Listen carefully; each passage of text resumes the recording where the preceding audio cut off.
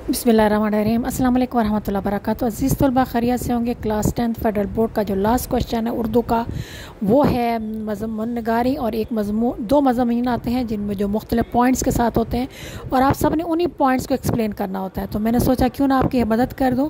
तो मैंने बहुत से मज़ामीन अपने स्टूडेंट्स के लिए लिखे थे, तो मैंने उनको जो है ना छोटे फ़ॉन्ट में मैंने उनको टाइप किया था, तो ज़ाहिर बुकलेट छोटे फ़ॉन्ट में बनाई गई, तो थोड़ा सा आपको लिखने में मुश्किल आएगी, लेकिन पहले मैंने फुल स्क्रीन शॉट दे दिया है और उसके बाद मैंने छोटे छोटे हिस्सों में डिवाइड करके पूरी वीडियो आपको बना दी है। आप चाहे तो फुल पेज से देखें जूम करके, या आगे छोटे पॉइंट से देख सकते हैं। ये बोर्ड के एन मुताबिक, फेडरल बोर्ड के एन मुताबिक जो पॉइंट्स हैं उन्हीं पॉइंट्स को एक्सप्लेन किया गया है, तरतीब के साथ एक्सप्लेन किया गया है।